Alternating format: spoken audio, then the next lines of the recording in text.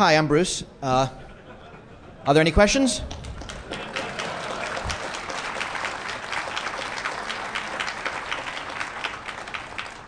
I'm serious, actually. Are there any questions? This could be a really short talk. How are you? I'm fine. How are you? Not what I expected. Yes? How do you feel about authentication in wireless sensor networks with a lot of transient devices? The question was about authentication in wireless networks with a lot of transient devices. But let's sort of generalize that. And let's talk about authentication in sort of any system where things are changing. And it could be a wireless network, it could be a wired network, or I mean, it doesn't, what the medium is doesn't matter. We got a lot of issues here. There's a bunch of people that believe that we're going to solve internet security if we can just get attestation right. If we can just know who people are, just authenticate people. I know people in this room, I'm sure, understand why that's nonsense. But it is a pretty pervasive thing.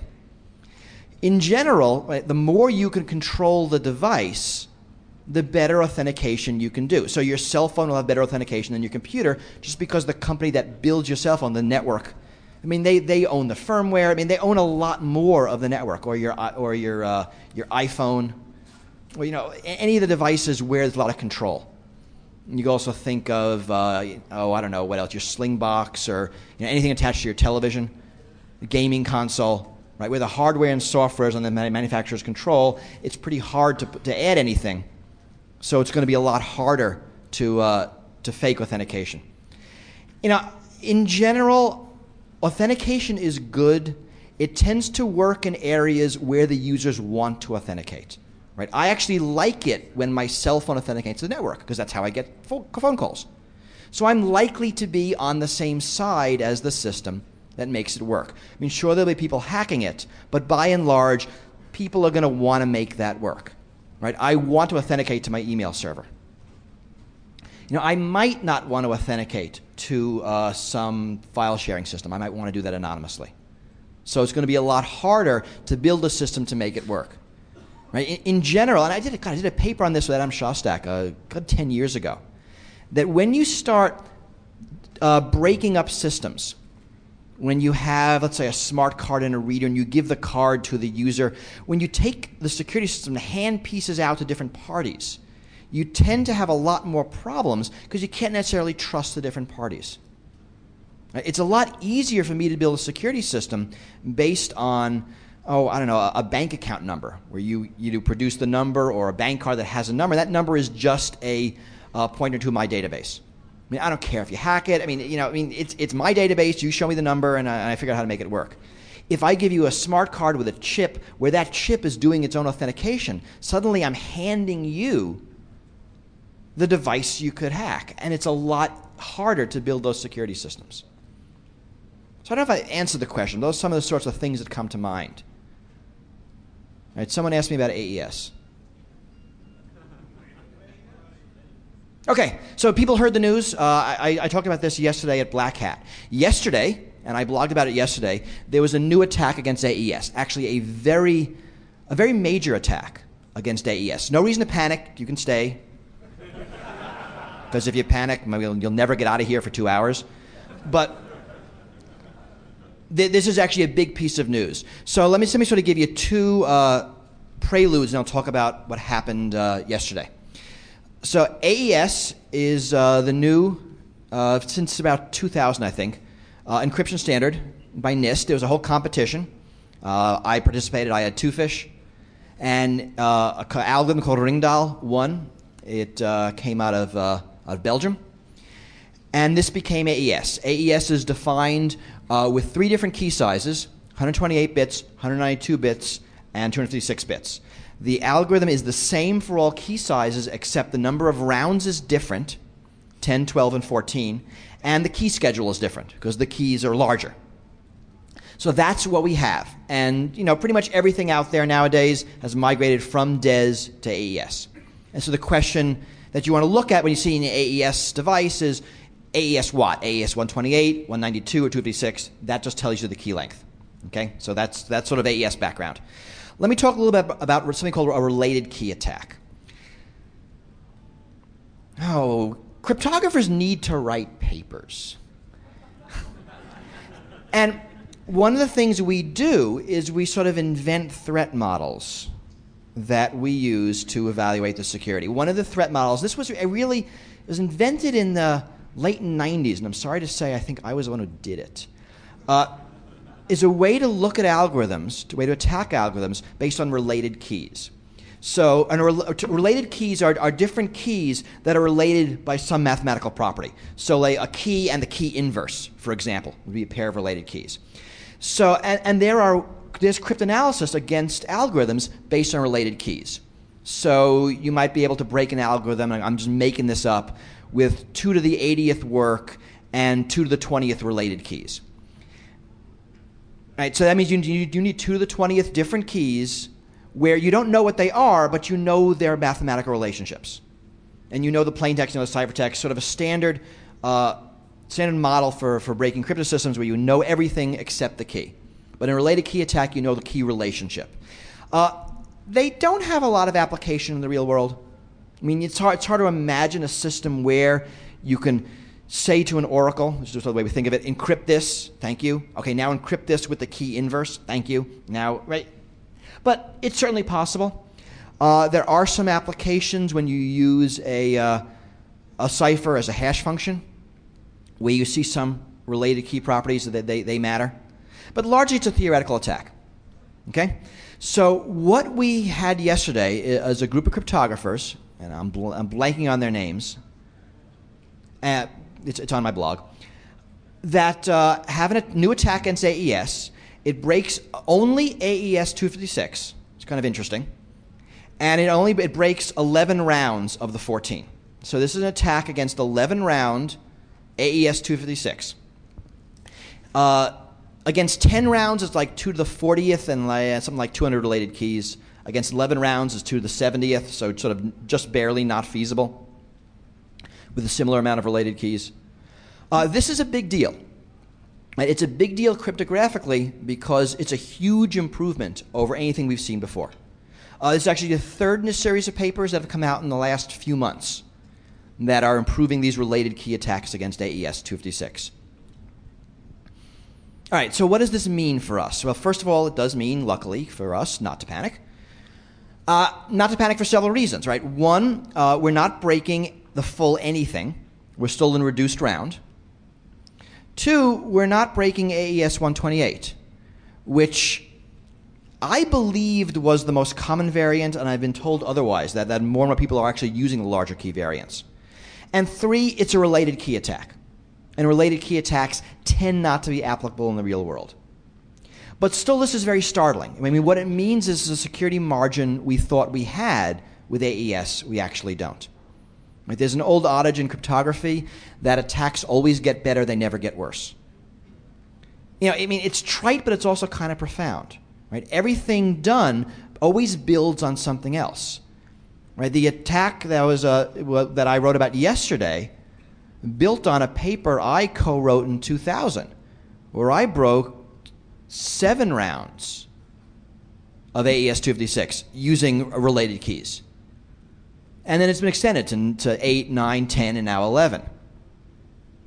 Right, and attacks always get better, they never get worse. There's no reason to believe that this is the last word on the topic. You know, if you can go from 7 to 11, you probably can go from 11 to 14. How many years will it take? We don't know. Has anyone done it yet? Nobody's admitted to it. So what doesn't mean that people are reading AES traffic. I mean, these attacks are theoretical, you know, even though they have practical complexity. But still, it's time for NIST to start thinking about how to modify the AES standard to get a little more security cushion. It's funny, reading back at stuff I wrote in 2000 about Ringdahl, I suggested doubling key lengths, and that, you know, that's actually not a bad idea. So we'll see what happens. But this is actually really interesting news. So I wanted to tell you that. There's a hand right there. No, it's you.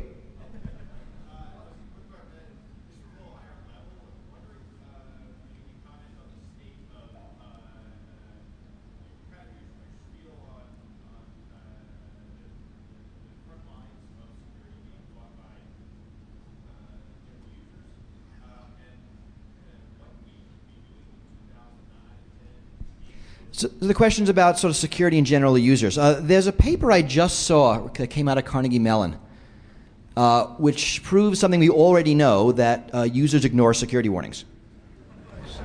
Right, surprise. But actually, this is interesting. People have a really good sort of risk barometer.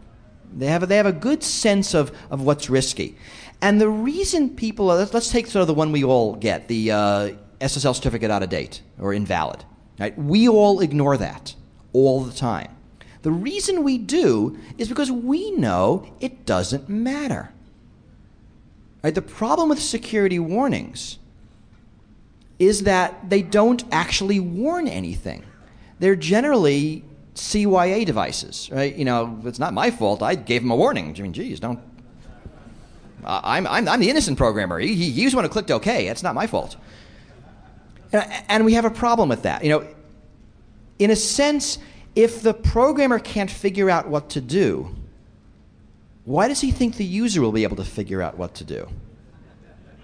Right? The user's not smarter than the programmer. So one of the problems we have with, as you said, putting users on the front line of security is they're not equipped to be there. They don't have the expertise to understand that security warning you're putting up there. You're giving the user information he cannot process. Now, sometimes we're stuck here, right? We don't know enough to design the security properly to make the decisions for the user. So we're kind of stuck sloughing the decision off on him.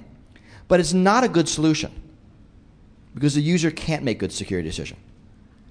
Largely because the warnings happen too frequently. So it's a cry wolf syndrome. I mean, if I yelled at you duck, you duck, right? Because that's a warning you take seriously. But if I started doing it all the time, you'd kind of start ignoring me because then nothing would happen. And we have that problem, sort of so many areas of computer security that the bad stuff looks like the good stuff. And the program can't tell the difference or chooses not to make a decision and hands the decision to the user, who looks at it and says, I clicked OK 80 billion times previously and nothing happened, so I'm going to click OK. Or I don't understand this. I mean, there's a website you want to go. God, someone, I forget who did it. Put up has a parody of a dialog boxes. There's a great website you want to go to, but there might be problems. Go there anyway. Annoying bullshit. I mean, what are you going to click on? Right, you're going to click on go there anyway. And that's the way users see those warnings. So what can we do? I mean, our job, I think, is to figure out how to give users real warnings. Right? SSL certificate expired or invalid is not a real warning. Right? You're going to a known phishing site is. And it's not just a warning, it's I'm not letting you go there. Go find go to a Microsoft browser if you want to go to that site. Right? I'm not going to let you. Right? And something like that. Or as, I really, really, really think you shouldn't do this because it's really bad. An actual warning. And have it be correct. Right? Those sorts of warnings people will listen to because they'll be real warnings. So us as security people, I think this is our problem. Right? We can't assume the users can answer questions that we can't. We have to figure out how to answer the questions.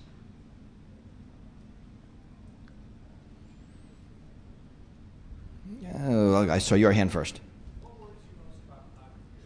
About what?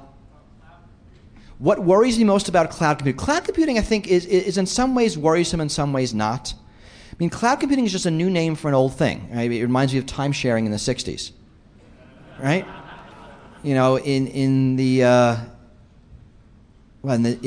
70s, in the 80s, I was using a punch tape, and the computer was across the city. I mean, all these remote systems or client server from the 80s and 90s, and now it's called cloud computing. I mean, fundamentally, what we're doing is we're doing the computing somewhere over there. And what should worry anybody in any of these sorts of systems is trust. Right? Fundamentally, you have to trust who's ever doing the computing for you in whatever paradigm you have. Right? Cloud computing is Gmail. Cloud computing is Facebook. Cloud computing is sort of any of those systems where your stuff is on someone else's machine. Computing is all about trust, right? And whenever you boot your computer, you have to trust the operating systems, the application software, the network you're on. I mean, there's a whole lot of trust built into computing. We don't really think of it that way, but there is. And this is just another layer. So in some ways, it's no worse. You already trust, maybe Microsoft with your word processing files. Now you go on Google Docs. Now you trust Google with your word processing files. It's kind of the same thing. Right? Both of them can have security flaws. Both of them can make mistakes. Both of them can screw up and compromise your data. It's the effects could be worse when you move more control. The more control you give up. This is the future of computing. I mean, don't think for a minute this isn't what everyone's going to be doing in a few years. I mean, I feel like I'm the only person who actually deals with my own mail on my own computer. Everybody I know, out in the real world, right, is moving to Gmail and all of those internet-based email systems. I think that's nutty to give it that control, but it's normal. People are moving to Google Calendar, Google Docs, all those things. Right, Salesforce.com is taking over systems for doing, which I thought would never work when it showed up, external filtering of email, looking for malware. Right, but now that's normal. So this sort of thing is normal. And it's going to be the future. The problem here is trust. You have to trust whoever the entity is. And that's hard. On the other hand, the companies that do this have to be trustworthy.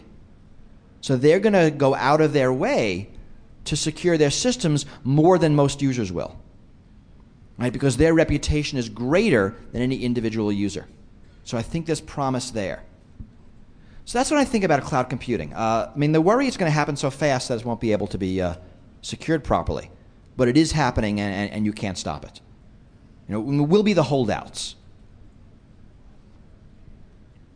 Oh, let's go to a different part of the room. Oh, way back there. Yes, you. No, don't turn around. Stand up.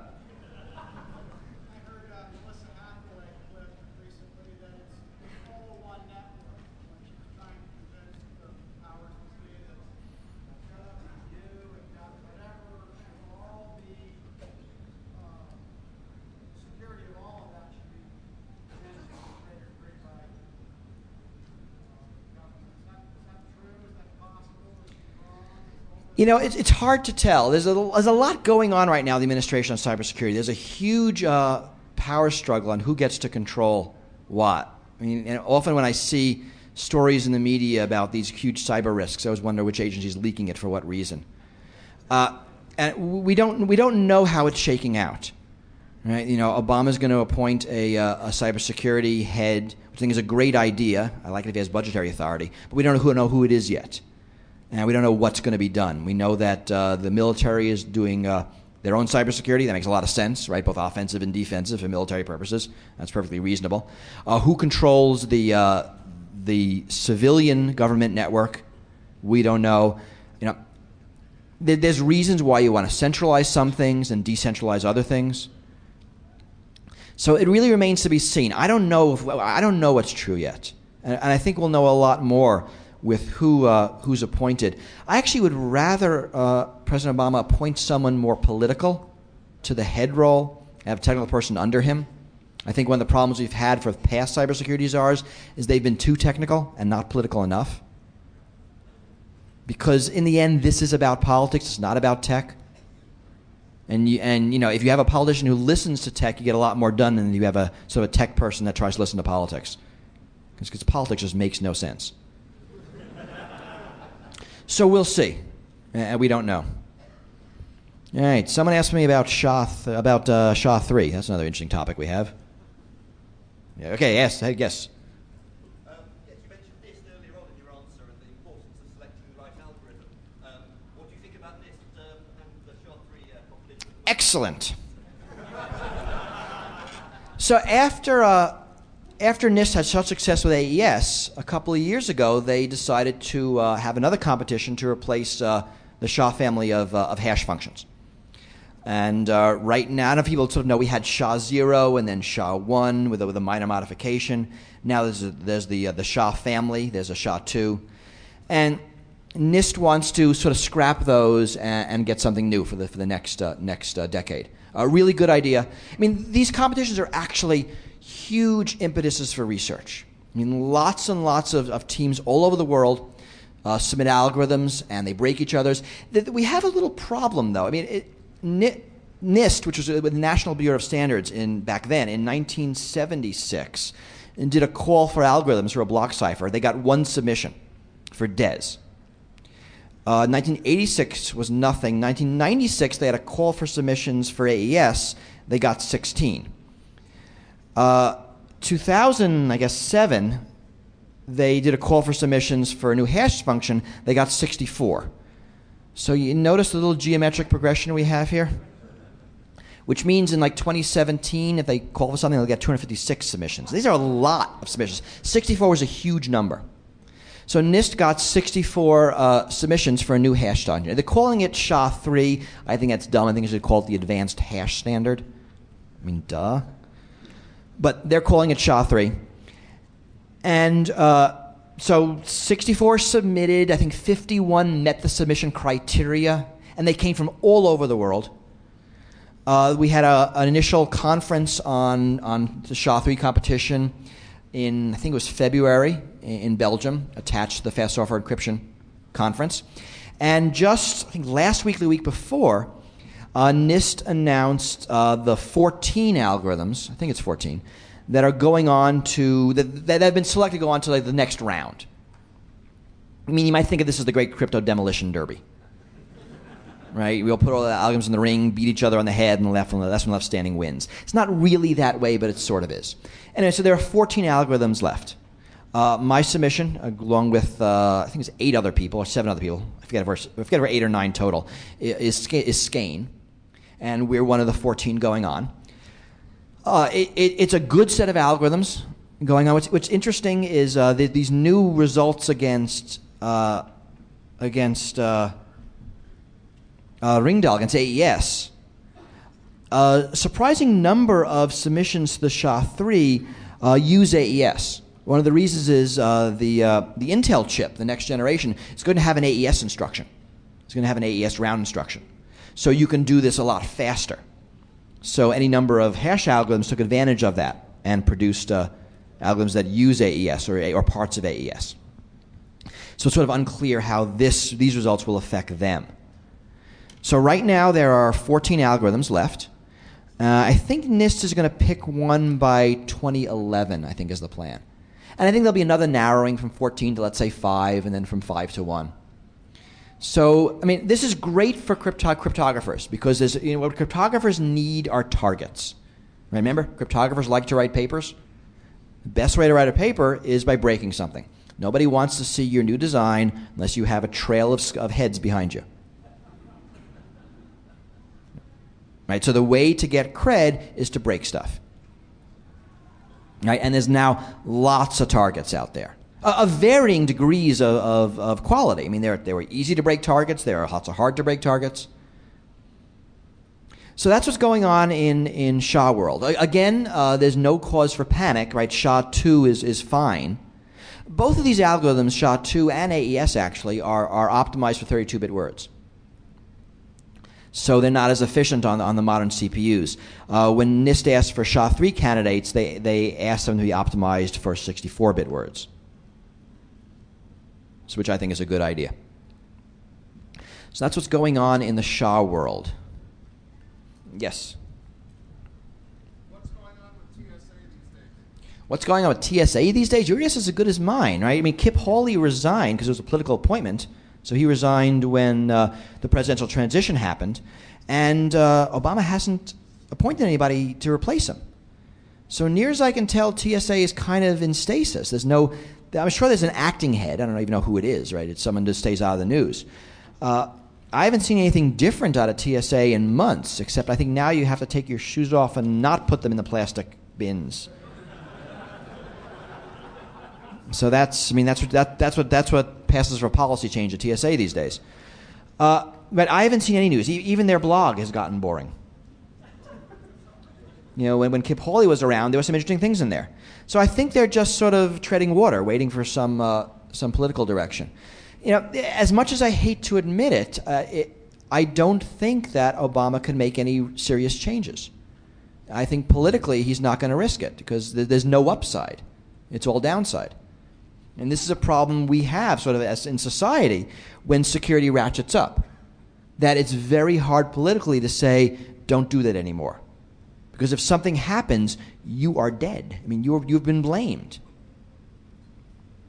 So I think the TSA security measures are going to be with us for the foreseeable future. Right? Just like we got the photo ID check requirements after, I forget which plane. It was a plane that went down that it was thought it was a missile or thought it was some kind of bombing, but it turned out to be an accident. Right? So the security measure wasn't needed, but it never went away. So I don't think things are changing anytime soon.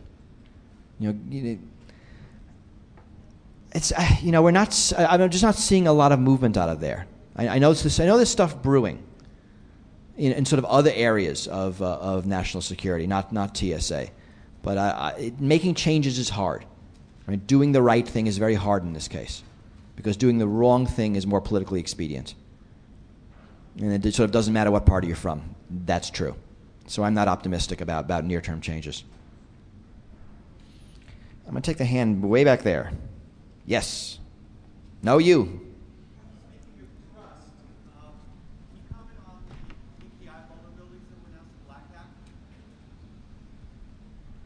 I don't know the PKI vulnerabilities are announced as Black Hat, so I can't comment on them.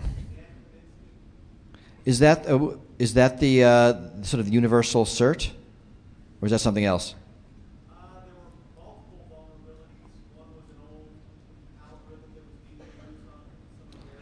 Yeah, so none of this surprised me. There's been a series of stuff. I don't know what was announced, so I really can't comment on it. But in general, you get these kinds of things, right? And any security system is going to have problems.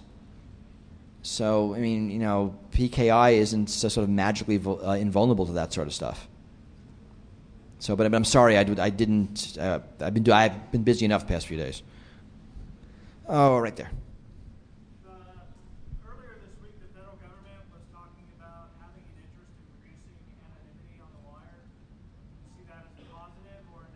Yeah, I mean, this goes back to the first question, the notion that if we could just figure out who everybody is, we can magically make the internet secure. Right? I mean, it's just not going to work. So I actually think it's a negative. I think the more we rely on identity-based security, the more fragile our systems become, because it works well until it fails. And this is why I'm sort of against national ID card. I think we are served far better in a security way by having multiple IDs in our wallet with different rules for issuance, authentication, revocation, expiry, issued by different organizations, by by the state, your passport, by your bank, by your library. We all have many different cards in our wallets, and the notion that if you just sort of have one card, you're more secure, I think is wrong, because forging a credential is a balance between how expensive it is to forge and how valuable it is once you forge it. So sort of paradoxically, by making a single credential harder to forge, you make it more likely to be forged because that delta changes.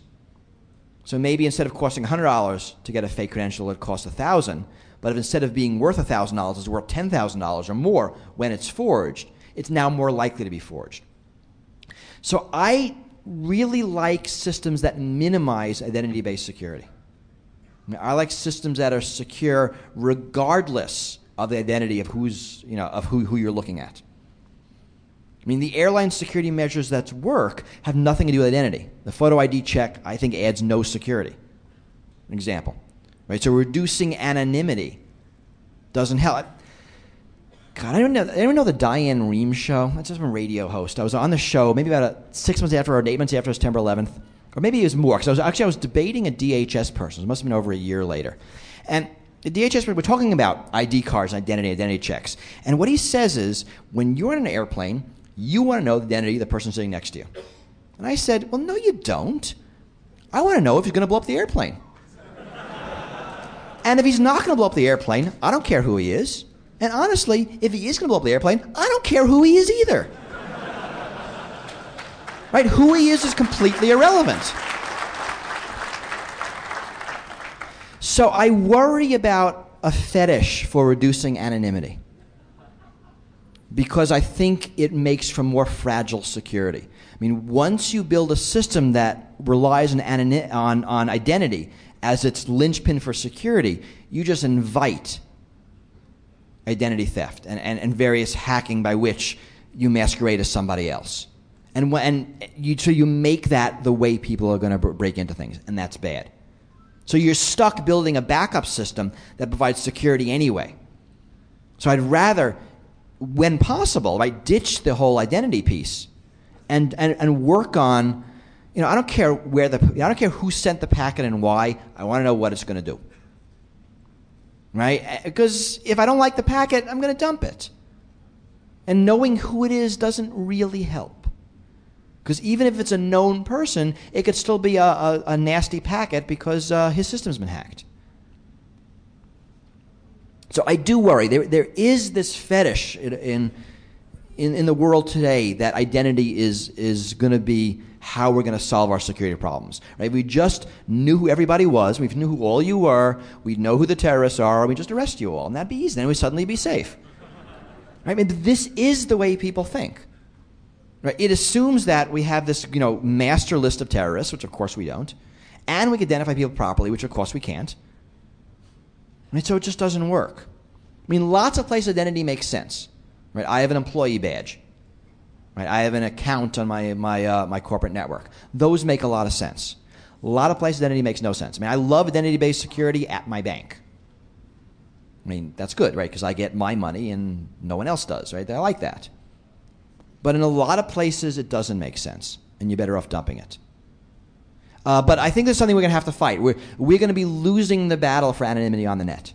There's a lot of pressure to reduce anonymity. And of course, there's a lot of social value for anonymity. But I think this is going to be a hard battle, and we're going to lose in the near term.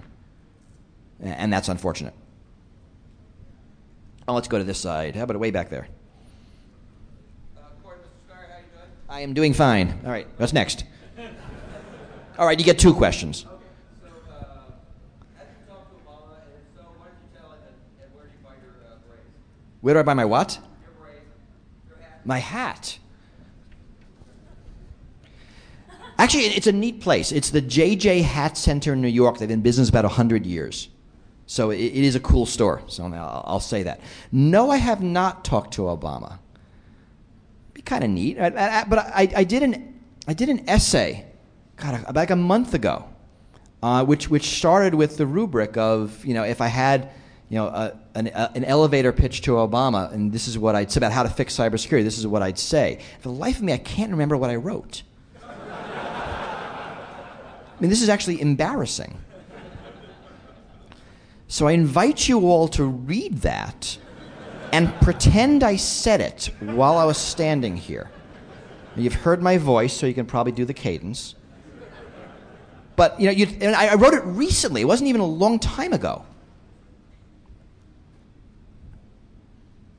I am the shadow of the man I used to be. Yes.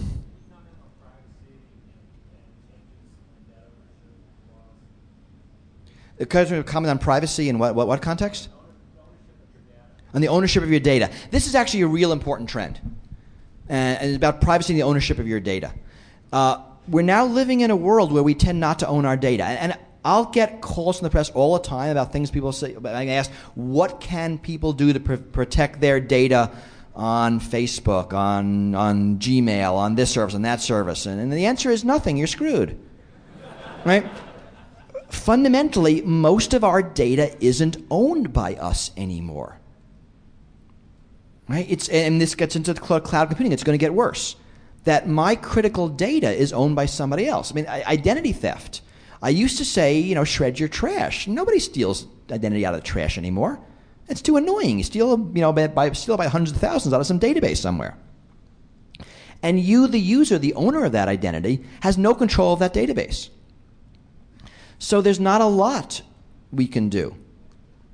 Right? This has implications in it for our legal structure. A lot of our laws against illegal search and seizure involve our person, our cars, our homes, the stuff around us. But different laws apply for data that's being held by third parties. So what Facebook might have to go through to release your data is different from what you might have to go to be forced to release your data. So the rules are changing. You asked about privacy. I think I actually also want to mention is the notion of privacy is changing a lot. I mean, essentially, the internet is the greatest generation gap since rock and roll. And you must believe it as that. I mean, and there's a huge difference between how, I'll use the terms, the elders use and perceive the internet and the young people, the internet generation, does. Right? You can see the gap by asking someone, do you use Twitter? And you'll either get, why in the world would you ever do that? Or, of course, who doesn't? Right? And those are the two basic answers. And that's the generation gap. So there's some research we're starting to see. Dana Boyd has written some great papers on young people and how they use the internet. In terms of security, there's a lot more focus on control. That young people seem not to be less concerned about security, but security is generally about control. They're certainly more open, right? Everybody under 18 has been dumped on Facebook, right? They know what it's like. And those things would never happen in a public forum to people who are older. People who are younger tend to put more stuff out there, that their notions of privacy are a little bit different. And things are changing. The notion that the young people are more security savvy seems to be complete nonsense. In general, the young people are extremely socially savvy about the internet, but not technically savvy. So I'm reading sort of interviews with people who are using the net, sort of random teenagers, and they don't know the difference between data that's on their computer and on the internet. I mean, it's the same thing. Right? This data is out there. I mean, a lot of people are sort of platform independent, that they can use whatever device is handed to them, and they like that. It means everything they do is in the cloud somewhere. So a really surprising thing I learned, that it's not uncommon in high school, that you give your password to your boyfriend or girlfriend. That it is a show of trust that you give them your password. Which means when you sort of the break up with someone, change your password, must be done in the correct order.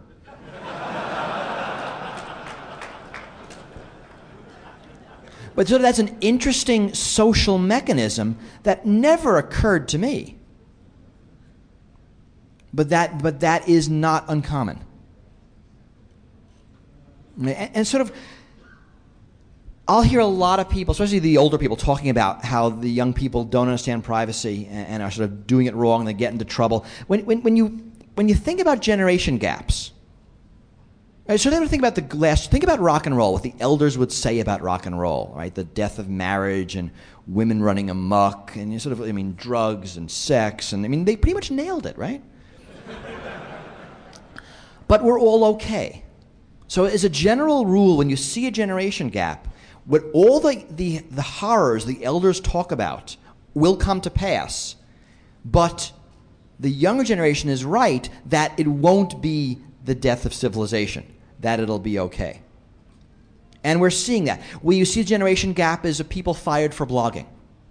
So or people, when they apply for college, the admissions officers go look at last night's party.com or Facebook, right, and deny people either a job or a college admission because of stuff on there. That's a generation gap, right? When we live in a world where the world leaders send lolcats to each other, right, that's when we know we've passed it. Right, when the U.S. president actually twitters, and the tweets make sense. You've got politicians twittering, but you see they're doing it wrong. Right? That's going to change. Right? In any generation gap, the younger generation wins because the older generation dies.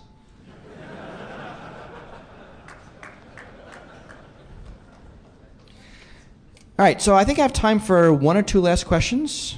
So short questions would be preferable. You in the way back, why don't you walk up and you'll ask the last question. I'll take another question from someone who's closer here. You two fight it out.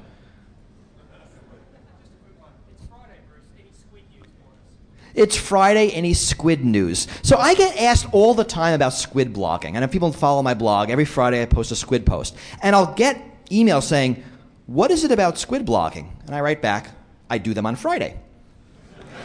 I get people who say, hey, do less squid blogging and more security. Like there's some conservation law that every squid post I make means one less security post. I assure you that's not the case.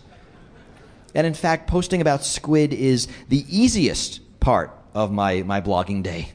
That squid news turns, I mean, I had no idea there was this much squid news out there. But yeah, I mean, I do get odd reactions on doing squid blogging. So, who's the last question? I did ask them to come forward. Did they not? Oh, you did? Okay, yes. So, from an engineering perspective, terrorism seems easy. Like, I can get a bunch of explosives in a car or a plane or whatever, fly in a building, whatever. But how come we haven't seen a lot of it? It's an excellent question, right? I'm going to repeat the question.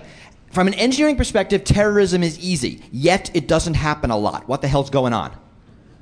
Perfectly reasonable question. I assure you, you look through the past 8 years, administration officials will say that again and again and again.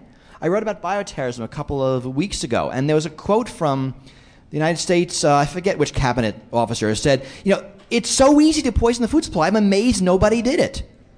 Well, a couple of things. One, it's actually not that easy. Right? It's easy from an engineering perspective, but unlike an engineering project, if you make a mistake, you get arrested. Right? This is actually sort of in general why there aren't many criminal masterminds. It's hard to practice. Right? If you're a good guy, you can practice, and if you make a mistake, you get better. If you're a bad guy, you practice and make a mistake, you go to jail for 10 years. So it's hard. It is harder. So, but yes, anybody can, I mean, you can come up with a bunch of steps to do a terrorist attack, and it's pretty easy. But actually, each step has some percentage of failure, and add the percentages up, and it's pretty rare. I mean, in some ways, 9/11, terrorists got really, really lucky. They almost failed a bunch of times. And it's unfortunate we're sort of basing our national policy, international policy, based on really, really lucky, but we are. So terrorist attacks are actually not as easy as they seem. Two, the hard part seems to be not the technical, but the personal stuff, the people stuff. Right? Getting the people, getting them in the position, getting them not to talk, getting them not to screw up, that's a lot harder. Getting people willing to do it. I mean, you think terrorists are a dime a dozen, but they're actually not. They're pretty rare, right? Despite their sort of marketing campaign. Sort of interesting that different terrorist groups do have images, right? I mean, Al Qaeda seems like a really lousy terrorist group with a great image. The IRA was a pretty good terrorist group with a terrible image. And different groups sort of have different ratios with that. But that's a good question, and those who are doing terrorism policy, I wish would think about that more. If it's so easy like we think, why has it not happened? So with that, I'm going to end. I'm going to room 106. I'll get in. I can't promise any of you guys. Well, I can promise some of you. I can't promise any of you in particular. So I'll go there. I'm happy to talk more, answer questions, sign books, chat. I'm not doing anything today. So welcome to DEF CON. Have a great time, and thanks for having me.